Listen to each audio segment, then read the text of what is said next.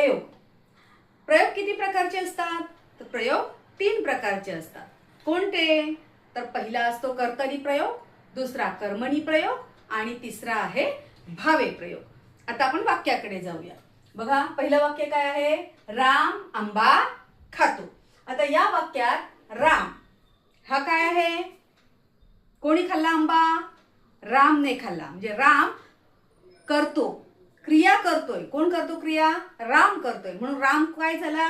कर्ता. राम काय झाला? कर्ता झाला. राम काय झाला? कर्ता झाला. मग या रामला या ठिकाणी प्रत्यय लागलाय का? रामाला, रामास, रामाने प्रत्यय लागलेला नाही. म्हणून हा आहे कर्तरी प्रयोग. डोळे झाकून आपण उत्तर देऊ शकतो. जर कर्त्याला प्रत्यय नसेल तर तो असणार कर्तरी प्रयोग. दुसरं वाक्य बघूया आपण. रामाने आंबा खाल्ला. आता या ठिकाणी कर्ता कोण आहे? एवढ्यातच आपण पाहिलं राम. मग त्याला प्रत्यय लागलाय का? हो. कोणता लागलाय? ने. म्हणजेच कर्त्याला प्रत्यय लागलेला आहे. आंबा. आंबा काय आहे? काय खाल्ला? आंबा खाल्ला. म्हणजे आंबा हे काय आहे? कर्म आहे. आंबा हे काय आहे? कर्म आहे. मग कर्माला प्रत्यय लागलाय का? आंब्यास, आंब्याचे नाही. म्हणून हा प्रयोग आहे कर्मणी. हा कोणता प्रयोग आहे?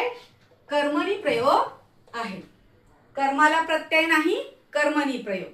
कर्त्याला प्रत्यय नाही, कर्तरी प्रयोग. लक्षात ठेवा. पुढचं वाक्य आपण बघूया. रामाने आंब्यास खाल्ले.